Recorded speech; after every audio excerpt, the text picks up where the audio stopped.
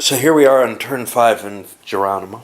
The tribes, the number of tribes is becoming quite a limitation.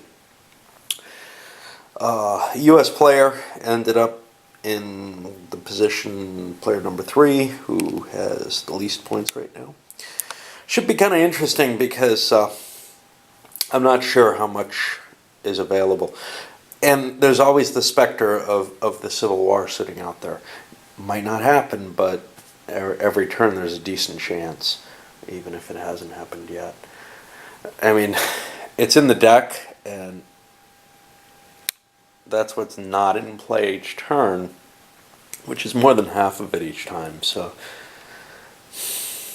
it really isn't assured.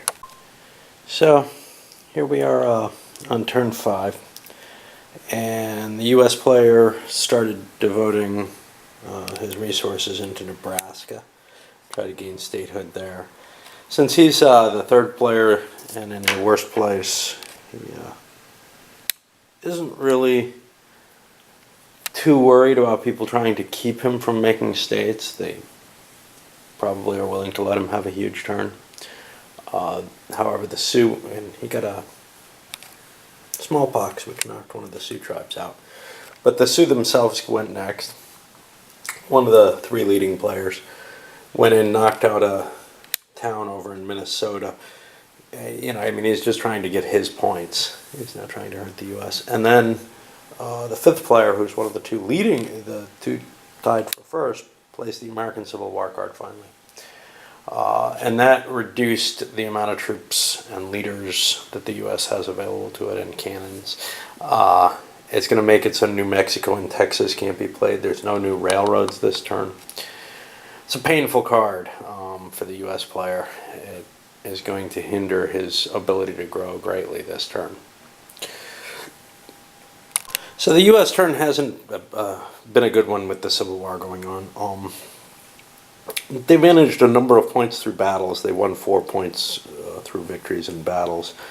Really crushed the Sioux up here in the Minnesota region. And some other minor victories. But state-wise, the only option they have is Nebraska. They were unable. They made a shot at Idaho, but then there were raids and other issues started arising. One of the biggest of those other issues is Texas did not maintain statehood, so it's points for it. Hard to do during the Civil War. Luckily, they had a column already in place there to help defend them, but so they're going to lose a victory point for that, and they're going to maybe gain points for Nebraska.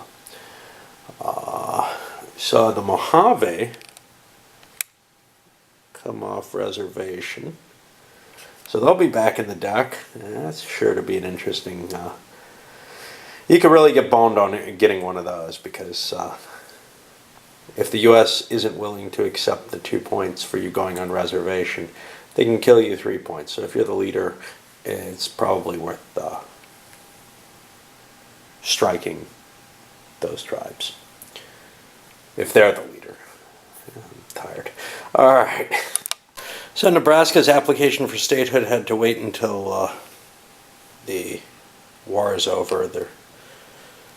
They failed to get the roll that they needed because Texas is down, which meant that was a net -1. Our victory point situation right now, the first player's at 53, slight grow. Nobody got a lot of points here. Second player, who was playing the Arapaho, mainly got all these points. Pushed himself up to 41, which means he's sort of in the running again. The U.S. player gained almost nothing. He's at 29 now. Fourth player with the Sioux is, I believe, in the lead at 54, barely. And the 5th player, who had the Bannock and Blackfoot, had made almost nothing. He's at 47. So it's a tight game. Really, other than player 3, everybody's still in it. Player 2, and I mean, things could change. Because one thing about the game at this point, it kind of sucks to be the leader in a close game. We saw the last leaders made almost no points comparatively. So you'll see the people who are falling behind can make more points just because the U.S. will be good for points from now on. Not a lot, but they'll get their 2 states or whatever. That's really a lot more points than anyone else. And maybe the top 1 or 2 Indian players, there's still some tribes out there of value. The Comanche can still definitely do a lot of damage. The Kiowa are not bad. The Arapaho are big. The Sioux, obviously, are always potent until somebody wipes them out. And the Montana tribes are still, untouched. In terms of getting a lot of points, though, the mines aren't out there where they can be hit by those tribes. So the people who can get the most points on a single hit, it's fairly easy. Cheyennes still have one. Obviously the Arapaho if they get down there first.